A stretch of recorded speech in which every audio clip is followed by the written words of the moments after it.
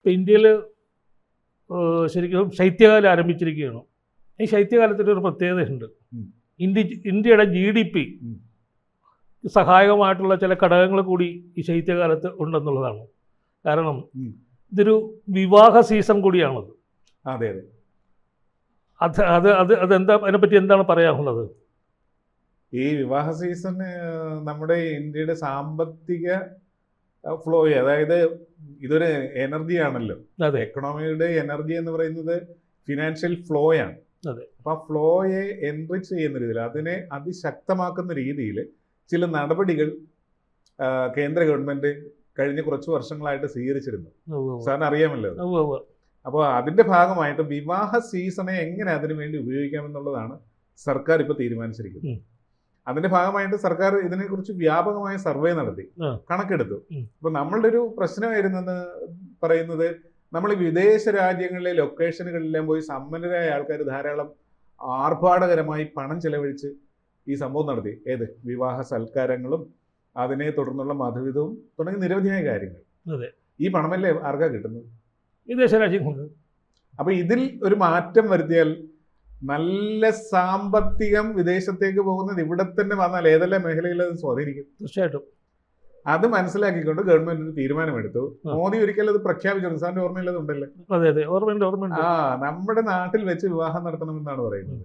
അപ്പൊ ഇതിലൂടെ വരുന്ന മാറ്റം നിസ്സാരമല്ല. അല്ല, ഇവിടെയുള്ള അതിസമ്പന്നരെല്ലാം തങ്ങളുടെ സാമ്പത്തിക അതിന്റെ ഒരു ഇത് പകിട്ട് കാണിക്കുന്നതിന് വേണ്ടിയിട്ട് ഇവിടെയുള്ള ആളുകളെയും കുട്ടിയാണ് അങ്ങോട്ട് പോകുന്നത്. ചാർട്ടേഡ് ഫ്ലൈറ്റ്, അതെ, ഷിപ്പ്, ക്രൂയിസ് ഷിപ്പുകള്. പിന്നെ അത് മാത്രമല്ല, അവിടേക്ക് പോയിട്ട് ഇപ്പൊ തുർക്കി പോലുള്ള കപ്പഡോക്യ പോലുള്ള പ്രദേശങ്ങൾ ഇതിന്റെ ഡെസ്റ്റിനേഷൻ ആയിട്ട് മാറി. അതെ അതെ. ഇങ്ങനെയുള്ള നേരത്തെ ഇത് സ്വിറ്റ്സർലൻഡും യൂറോപ്പിലെ രാജ്യങ്ങളായിരുന്നു. പക്ഷെ അതിനേക്കാൾ എങ്ങനെ കോസ്റ്റ്ലിയായ സ്ഥലങ്ങൾ തിരഞ്ഞെടുക്കാം. ഈ വിവാഹം ഒരിക്കൽ മാത്രം നടത്തുന്ന രീതിയാണ് ഇന്ത്യക്കാർക്കുള്ളത്. അപ്പൊ അതുകൊണ്ട് തന്നെ ഇത് ഒരിക്കൽ നടക്കുന്ന ഒരു കാര്യമായതുകൊണ്ട് അവനെ ഗംഭീരമാക്കണം എന്ന തീരുമാനത്തിൽ വലിയ ചലനമുണ്ടായിരിക്കുകയാണ് സമ്പദ് വ്യവസ്ഥയിൽ. ഇപ്പൊ ഇതില് ഗവൺമെന്റിന്റെ ഒരു കണക്ക് അവർ പ്രതീക്ഷിക്കുന്നത് ഏകദേശം 6.5, അതായത് 6.5 ലക്ഷം കോടിയുടെ. ആലോചിച്ച് നോക്കുക, ഒരു വലിയൊരു സാധാരണ തരമിനൽ സ്റ്റേറ്റിന്റെ വാർഷിക ബഡ്ജറ്റാണെന്ന് ആലോചിച്ച് നോക്കുക. അതെ. അപ്പൊ ആ ഒരു വലിയ സംഖ്യ ഇന്ത്യയിൽ തന്നെ ക്രയവിക്രയം ചെയ്യുകയാണ് ചെയ്യുന്നത്. ഇതുകൊണ്ട് രണ്ട് കാര്യങ്ങളുണ്ട്.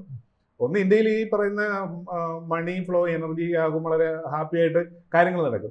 എന്നാൽ ഇതിനപ്പുറം എല്ലാവരിലേക്ക് ഈ പണം ഒഴുകിയെത്തും. സമ്പദ് വ്യവസ്ഥയെ ശക്തിപ്പെടുത്തുന്നതിൽ ഏറ്റവും നിർണായകമായ പങ്കുവഹിക്കുന്നതെന്ന് പറയുന്നത് ഈ സകല മേഖലയിലേക്ക് ഒഴുകിയെത്തുന്ന ഈ പണത്തിന്റെ ആ ഒരു ഊർജ്ജമാണ്.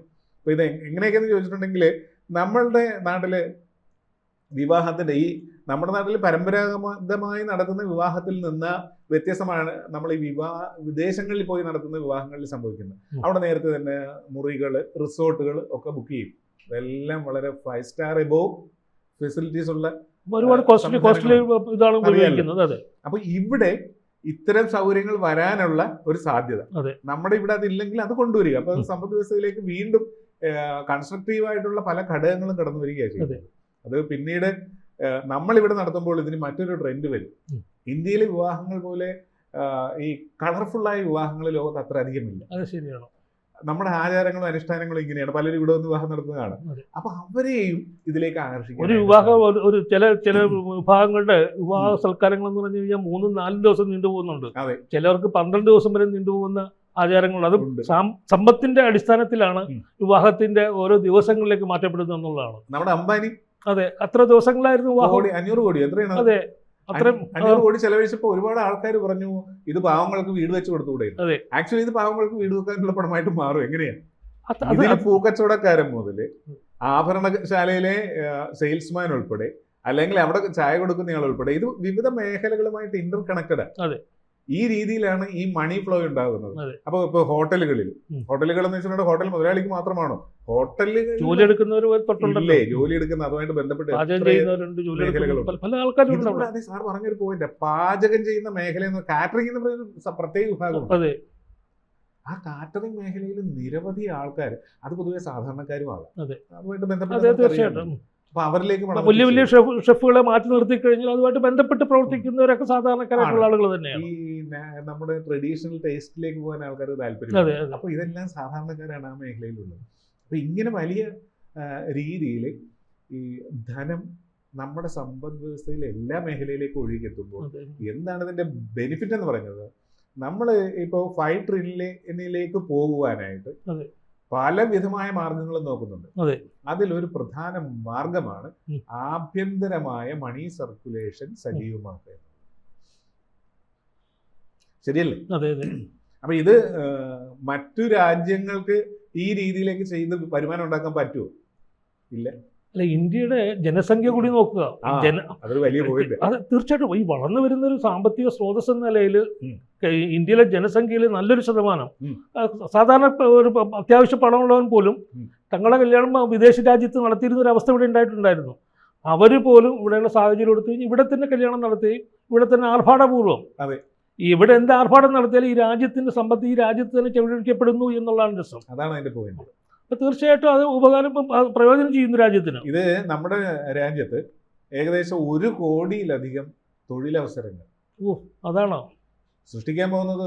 വലിയ തൊഴിലവസരത്തിന്റെ വലിയൊരു ബൂമിംഗ് ആണ് ഈ ഒരു തണുപ്പ് കാലം എന്ന് പറയുന്നത്. ഇപ്പൊ നമ്മൾ തന്നെ നമ്മുടെ തണുപ്പ് കാലം ആരംഭിച്ചു, ഓണക്കാലവും കഴിഞ്ഞ് മഴയെല്ലാം കുറഞ്ഞു, ഇപ്പൊ നമ്മൾ തണുപ്പിലേക്കാണ് പോകുന്നത്. അപ്പോൾ ഉത്തരേന്ത്യ എന്ന് വെച്ചാൽ നമ്മുടെ പോലെയല്ല, അത് വിസിബിൾ മഞ്ഞുള്ള സ്നോ ഫാളുള്ള പ്രദേശങ്ങളും അവിടെയുണ്ട്. അപ്പൊ അവിടെയെല്ലാം ഈ സമയത്താണ് വിവാഹം നടക്കുന്നത്. ഇതുകൊണ്ട് മറ്റൊരു കാര്യം കൂടെ ഉണ്ട്. നമുക്ക് നമ്മുടെ GDP വളരെ അധികം വളരുന്നു എന്ന് മാത്രമല്ല, ഈ ഏകദേശം 2 മാസത്തിനുള്ളിൽ 48 ലക്ഷം വിവാഹങ്ങൾ നടക്കുമെന്നാണ് പറയുന്നത്. അങ്ങനെയാണ് 6.5 ലക്ഷം കോടി രൂപയുടെ സമ്പദ് വ്യവസ്ഥയിലേക്ക് എത്തുന്നത്. 46 ലക്ഷം, അത് ചിലപ്പോൾ 50 ലക്ഷം വരെയും ആകാം. 50 ലക്ഷം കല്യാണം നടക്കുകയാണെങ്കിൽ, അതും സാമ്പത്തിക സ്ഥിതിയുള്ള ഒരാൾക്കാരാണെങ്കിൽ എത്ര ലക്ഷം കോടി ഇവിടെ ഒഴുകുമെന്ന് ആലോചിച്ച് നോക്കുക. അതെ, അത് നമ്മുടെ ജനസംഖ്യ ഇക്കാര്യത്തിൽ വലിയൊരു അനുഗ്രഹമല്ല. പിന്നെ തീർച്ചയായിട്ടും ഇപ്പൊ ചൈന പുറകിലായല്ലോ. 4-5 കോടി ആൾക്കാർ ഇപ്പൊ പുറകിലാണ്. അത് 146 കോടിയായി ഇപ്പോ. ഇപ്പൊ അടുത്തൊരു സാധാരണ ഒരു മറ്റേ ഔദ്യോഗിക കണക്കല്ല, അനൗദ്യോഗിക കണക്കനുസരിച്ചിട്ട് 6 കോടി 7 കോടിക്ക് മുകളിൽ ചൈനയെക്കാളും കൂടുതലായി ഇന്ത്യയിലെ ജനസംഖ്യ എന്നാണ് പറയപ്പെടുന്നത്. ഇത് ചൈനയെ പോലെ അല്ല, നമ്മൾക്ക് വേറെ ഗുണമുണ്ട്, യങ്സ്റ്റേഴ്സ് ആണ്. അതാണ് ചൈനയിലെ ശരിക്കും പറഞ്ഞു കഴിഞ്ഞാൽ അവിടെ വയോധികരാണ്. വിവാഹം കഴിക്കില്ല, ഇതുപോലെ ഊർജ്ജം ഇല്ല, വയോധികരാണ്, വിവാഹം കഴിക്കാൻ പറ്റില്ല. ഇത്ര അത് മാത്രമല്ല, ഓടി നടക്കുന്ന ഇത്ര ഇതായിട്ട് ഉപയോഗിക്കാൻ പറ്റുന്ന ഇതെല്ലാം കഴിഞ്ഞവരുടെ. ഇപ്പൊ ചൈന വീണ്ടും ആൾക്കാരെ കൂടുതലായിട്ട് 2 കുട്ടികൾ 3 കുട്ടികളിലേക്ക് ആവാം എന്ന തരത്തിലേക്ക് വരുന്നു. അപ്പൊ തീർച്ചയായിട്ടും ഇത്തരം കല്യാണങ്ങൾ ഇതുപോലത്തെ സംഭവങ്ങൾ നടത്തിക്കഴിഞ്ഞാൽ ഒരുപാട് നമ്മളും പറയുന്നത് കേരളത്തിലും അതിനുള്ള ഡെസ്റ്റിനേഷൻ ഇപ്പൊ മൂന്നാർ പോലുള്ള സ്ഥലങ്ങളിലൊക്കെ വരുന്നുണ്ട് ആളുകൾ കല്യാണത്തിന്റെ കാര്യങ്ങളൊക്കെ ആയിട്ട്. ഇവിടുത്തെ കേരളത്തിൽ പല ഡെസ്റ്റിനേഷനിൽ വരുന്നതായിട്ട് വാർത്ത വരുന്നു. അപ്പൊ അത്തരം കാര്യങ്ങൾ പോയിട്ട് പോകണം എന്നുള്ളതാണ് നമുക്ക് തോന്നുന്നത്. വേറെ ഇതിനെപ്പറ്റി വേറെ എന്തെങ്കിലും? ഇതിനപ്പുറം മറ്റൊരു കാര്യം കൂടെ ഉണ്ട്. ആ ചോദ്യം വളരെ പ്രസക്തമാണ്. എന്താണെന്നറിയോ? ഒരു വർഷം ഇന്ത്യയിൽ 1 കോടി വിവാഹങ്ങൾ നടക്കുന്നുണ്ട്. നമ്മൾ നേരത്തെ പറഞ്ഞ സീസണാണ്. 1 കോടി വിവാഹങ്ങൾ ഒരു വർഷം നടക്കുന്നുണ്ട്. ഇതിലൂടെ നമ്മൾക്ക് 10 മുതൽ 11 ലക്ഷം കോടി രൂപയുടെ വരുമാനമാണ് ഒരു വർഷം മൊത്തത്തിൽ കിട്ടുന്നത്. ഒരു വർഷം കിട്ടുന്നത്, ഒരു വർഷം മൊത്തത്തിൽ കിട്ടുന്നത്. നമ്മളിപ്പോ നേരത്തെ പറഞ്ഞ സീസണിന്റെ കാര്യം മാത്രമാണ്.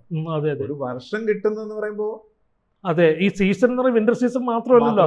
പക്ഷെ സീസൺ അത് മാത്രമല്ല, മറ്റുള്ള കൂടിയുണ്ടല്ലോ. അതായത് ഇപ്പൊ മേജർ പാർട്ട് ഈ സീസണിൽ നടക്കുന്നുണ്ട്. അതെ അതെ, അതിന്റെ ഏകദേശം പകുതിയോടടുത്ത് 40-45% ബാക്കി മാസങ്ങളിലൂടെ നടക്കുമ്പോൾ 1 കോടി വിവാഹങ്ങൾ. സാർ, എത്ര ബുദ്ധിപരമായാണ് ഗവൺമെന്റ് ഇതിനെ പണമാക്കി മാറ്റാനായിട്ട് ശ്രമിക്കുന്നത്. സത്യം. ഒരു വികസിത ഭാരതത്തിലേക്ക് നമ്മൾ പോകണമെങ്കിൽ എല്ലാ അവസരങ്ങളും, ഇപ്പൊ നമ്മൾ റഷ്യയിൽ നിന്ന് എണ്ണ വാങ്ങിച്ച് മറിച്ച് വിറ്റ പോലെ എന്തൊക്കെ ചാൻസ് കിട്ടുമോ അതെല്ലാം ഉപയോഗിക്കുക എന്നുള്ളത് ഈ ഗവൺമെന്റിന്റെ ഒരു കച്ചവടക്കാരന്റെ കണ്ണോടുകൂടിയാണ് ചെയ്യുന്നത്. അതിന് നമുക്ക് ദോഷം പറയാൻ പറ്റുമോ? ഒരു ഇച്ഛാശക്തിയുള്ള ഒരു നേതൃത്വത്തിന് മാത്രമേ സാധിക്കുള്ളൂ എന്നുള്ളതാണ് അല്ലേ പറഞ്ഞു വരുന്നത് സാർ? അതെ അതെ, അതായത് അങ്ങനെ ചെയ്യണം. നമ്മളുടെ അവസ്ഥയിൽ, നമ്മുടെ സാഹചര്യത്തിൽ സാധ്യതകൾ എന്തൊക്കെയാണെന്ന് പഠിക്കുകയും അതനുസരിച്ച് നമ്മൾ ചെയ്യുകയും ചെയ്താൽ മാത്രമേ ഇത് സാധിക്കുകയുള്ളൂ. അല്ലാതെ നമ്മൾക്ക് വ്യവസായങ്ങൾ കൊണ്ടുവരിക, ടൂറിസത്തെ പ്രൊമോട്ട് ചെയ്യുക, ഇതൊക്കെ സാധ്യതകളാണ്. പക്ഷെ നമ്മുടെ കയ്യിലിരിക്കുന്ന ഒരു സാധനമായത് ഇതുവരെ നമ്മൾ ശ്രദ്ധിച്ചിരുന്നില്ല. സത്യം. അപ്പൊ ഇത് വളരെ പ്രധാനപ്പെട്ട ഒരു കാര്യമാണ്. നമ്മൾ ഏതായാലും ഈ ഒരു മേഖലയിൽ ഇപ്പോൾ ജ്വല്ലറി മേഖല, വസ്ത്രത്തിൻ്റെ മേഖല, കാറ്ററിങ്, അലങ്കാരം, പുഷ്പങ്ങൾ, ഹോട്ടലുകൾ, ഫോട്ടോഗ്രാഫി, ഗതാഗതം, ക്ഷണക്കത്തച്ചടിക്കുന്നവർക്ക്, മേക്കപ്പുകാർക്ക്, ഇപ്പൊ ഡ്രോൺ ഉൾപ്പെടെയുള്ളതെല്ലാം ഇതിലേക്ക് വന്നിരിക്കുന്നു. അപ്പൊ ഈ രീതിയിൽ 1 കോടി തൊഴിലവസരങ്ങൾ സൃഷ്ടിക്കാൻ ഒരുങ്ങുന്ന ഈ ഒരു സാഹചര്യം ഇന്ത്യ അതിൻ്റെ സാമ്പത്തിക ശേഷി മെച്ചപ്പെടുത്താൻ ഉപയോഗിക്കുന്നത് ഏതുകൊണ്ടും സ്വാഗതാർഹമല്ലേ, ഗുണകരവുമാണ്. ആണ്.